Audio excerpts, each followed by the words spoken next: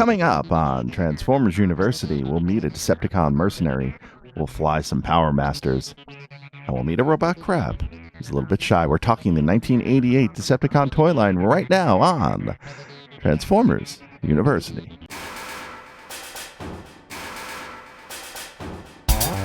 Hello, my friend, and welcome to episode number 140 of Transformers University. I am your host, Anthony Brucali, owner-operator, madman behind TFU.INFO, the website, the toy archive, this podcast, TFU News and Views podcast, and oh, so much more.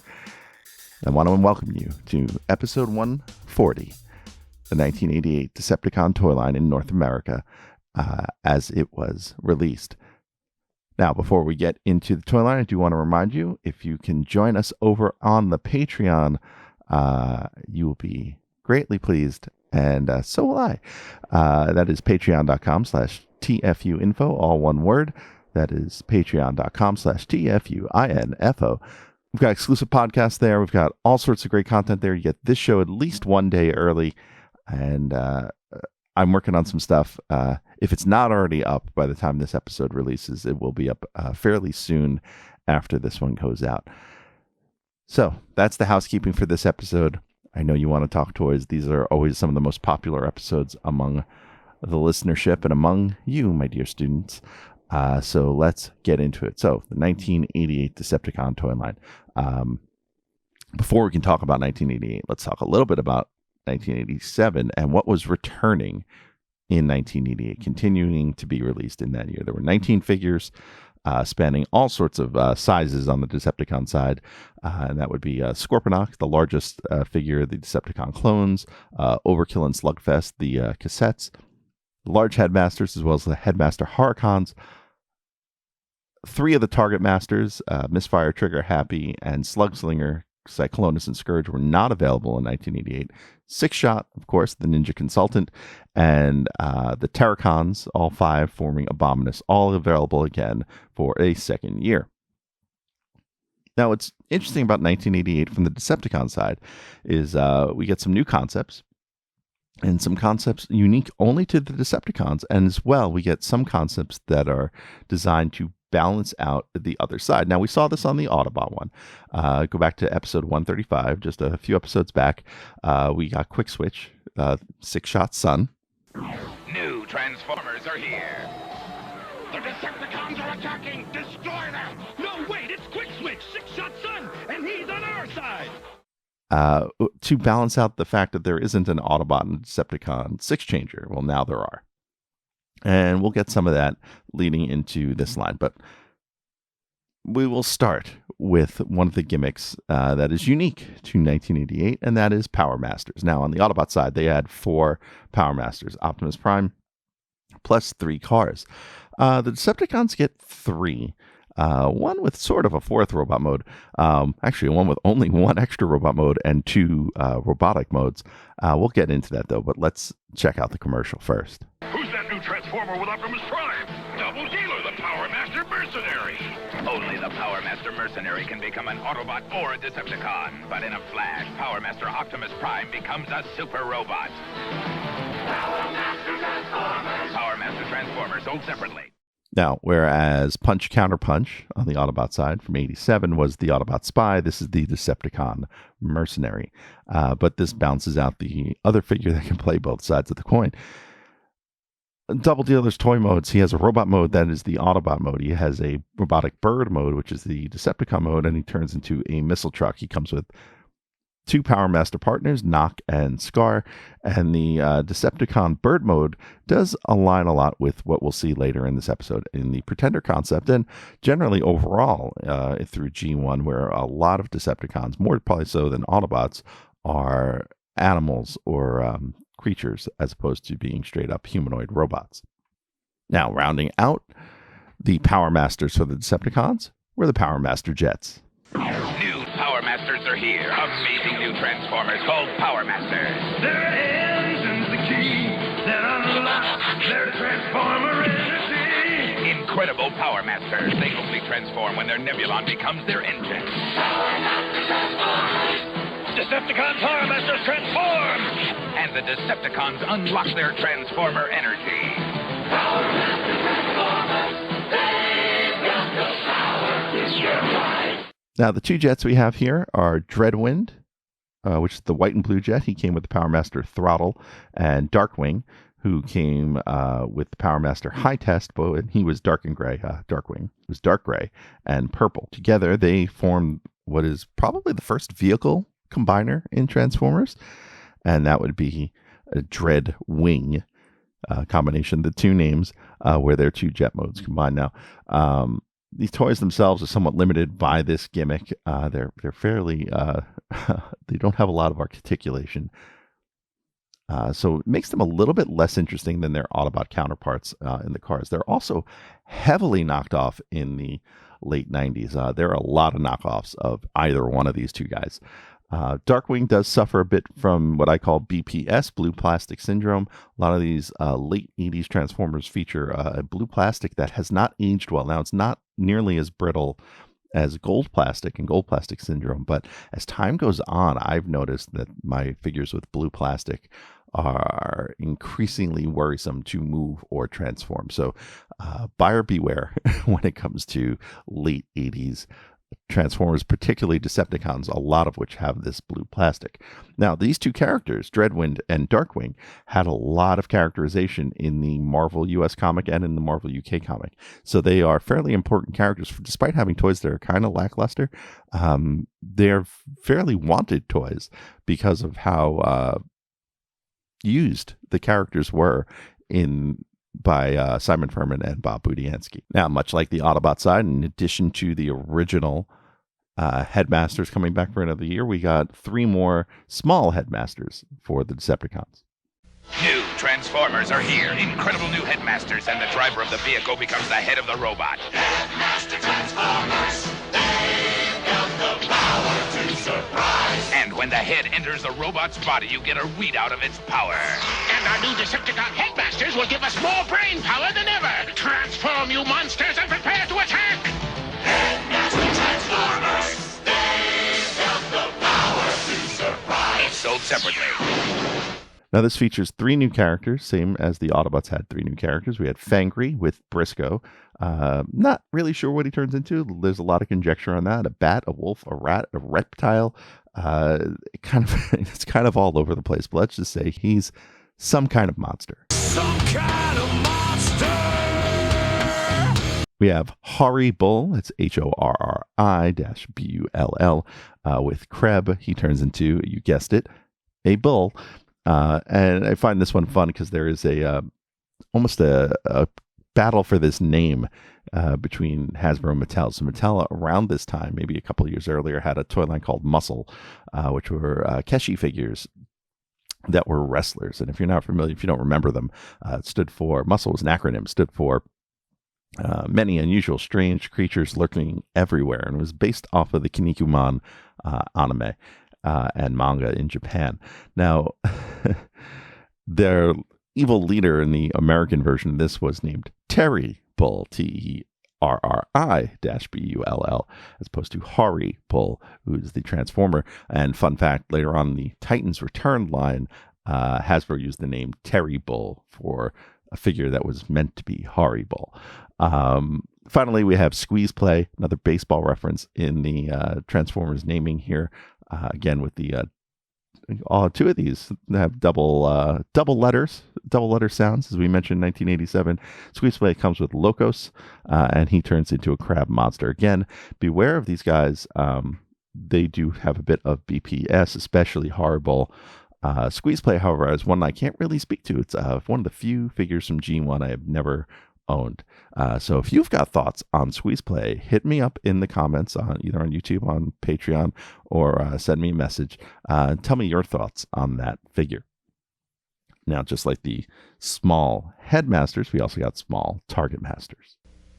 New Transformers are here. Now, Twin Nebulons transform into weapons the new Target Master Autobots need. Target Master Transformers, they've got the power to surprise. And the Twin Nebulons can also form a super weapon. Target Master Transformers, they've got the power to surprise. But the Decepticons have new Target Masters too. Target Master Transformers, they've got the power to surprise. Each Target Master comes with 2 transformable Nebulon figures. Just like the Autobots, these came with 2 target master partners that can make for combining weapons. We had Needle Nose with Sunbeam and Zigzag, and Needle Nose turned into a jet. We had Quake the tank with Tip Top and Heater, and we had Spinister with Hair Splitter and Singe, and Spinister was the helicopter. Now, talking about these 3 figures individually, Needle Nose, one thing you should note about this figure is that his tail fin is often missing, and if you don't know it's not there, you won't know it's missing. So always keep an eye out for that. Quake was one I had as a kid, and this one has a great tank mode. He's a little bit of a brick in robot mode, but he also has a turret gun that attaches to the front of his tank that has the same 5mm port as the other gun. So it actually allows you a third weapon to introduce into the combination. And then finally, Spinister, another one where you need to be aware of blue plastic syndrome. All 3 of these figures never released in Japan. So on that fun fact, we'll have more right after this. Hey, want to help out this podcast or the website TFU.INFO? There's a number of ways you can do it. Let me tell you how. You can help us directly by joining our Patreon and enrolling as a student at Transformers University. There, you'll get early access to the podcast as well as exclusive behind-the-scenes peeks and perks for as little as $1 a month. Sign up is quick and easy. Just swing on by to www.patreon.com/TFU.INFO. Another way you can help us is by using our Amazon link, www.tfu.info/Amazon. Type that into your browser whenever you want to shop at Amazon, and a portion of what you spend will be contributed back to us. It's that easy. Finally, you don't become the world's longest running transforming toy archive without some help from other fans. We're always on the hunt for photos of figures and accessories we're missing from our pages. If you'd like to contribute, go to tfu.info/help for a list of what we need, or send an email to info@tfu.info. tfu.info, the Alpha Trion and Omega Prime of transforming toys. Now, back to the show. And that'll take us to some Decepticon pretenders. After a series of startling defeats at the hands of the Decepticons, the Autobots create a new breed of Transformers. They look human. They look human, but they're pretenders. Pretender Transformers. Pretenders hide the Transformers inside. The Decepticons have their own pretenders, strange and terrifying. Pretender Transformers. They've got the power to surprise. Battle of the Pretenders, new from Marvel Comics. Now, as I mentioned earlier, the theme here with the Pretenders, the Autobot ones were humanoid looking. The Decepticons ones were beasts and mythical creature looking. And this plays for the back and forth between the Autobots and Decepticons. Now, early catalogs, as mentioned, just the same with the Autobot side. The first assortment's revealed in some of the early catalogs, and the second assortment is only shown in silhouette. And the silhouettes are actually drastically different than what the toys end up being. So I would recommend checking out Botch the Crab's website. He has the image scans of the early catalog and the later catalog, and just looking at those silhouettes and what they ended up being is really, really neat. Now, the first assortment of Decepticons, you had Bombburst, the vampire bat, who also turned into a VTOL jet. You had Submarauder, the sea monster, who turned into a submarine. And then Skullgrin, the skull monster, who turned into a tank. Now, Skullgrin's probably the most famous of these, as he had a spotlight issue during the Marvel US run, appeared on a cover, became an actor in the series. We'll talk about that eventually. And was probably the most characterized character from the early Pretenders, first-year Pretenders. Now, assortment 2 after they were revealed, and these are some of the nicer shells and really like dynamic-looking Pretender shells of the line. You had Bugley, who was a bug monster, and the inner robot turned into a hoverjet. This one had great colors, blacks and neon greens and yellows. Really, really an underappreciated looking toy. You had Finback, who turned into some sort of fish monster. Well, that shell was some sort of fish monster, I should say. And the inner robot turned into some sort of hovercraft. Now, the fish monster actually only has one usable hand. The other hand is like a fin/spike. So it makes it a little different to equip him with accessories. But again, another neat, interesting looking figure. He's orange and gray. And then finally, Iguanus, who is an iguana monster of some sort, and he turns into a motorcycle. Now, this one has a beautiful shell. It's purple with bits of red and gold. and lots of fine detailing of the scales on the shell. Really, really one of the forgotten gems of this line. Now, the inner robots overall across all 6 of these releases, kind of bland. The shell's definitely the most interesting piece of this, and probably the most interesting part of the entire first year of Pretender figures. Now, on top of the Pretender figures, you did have Pretender vehicles. And there are Autobot and Decepticon vehicles, too. They split to reveal a transformable robot, then reassemble as a fighting machine. Pretender Transformers, Pretender Transformers, they got the power to surprise. Now, this was another one teased in the catalog and not shown in the first version of the catalog, but shown later on. And on the Decepticon side, we had Road Grabber, who was a robot with an armored car. He turns into a battle station, and the inner bot turns into a jet. Now, if you go by the catalogs from 1988, you won't know what he looks like because they show Gunrunner's inner robot with the car. So I actually have to dig around my own site to know what that figure looks like. Other interesting international notes on this: it was sold as an exclusive at Woolworths in the UK, along with Gunrunner, and both of those figures never released in Japan as well. Finally, it takes us to the last entry in the Pretender portion of this episode, and that is the Pretender Beasts. New Transformers are here. Now, in the world of Pretenders, there are Pretender Beasts, strange and terrifying. Pretenders hide the Transformers inside. Introducing Pretender Beasts. Inside's a beast that transforms into a fighting robot. Now, again, 2 more characters that were never released in Japan. We have Carnivac, who is a wolf with a wolf shell, and Snarler, who is a boar with a outer shell of a boar. Both the smaller bots are fairly simple. The exterior bots are highly detailed.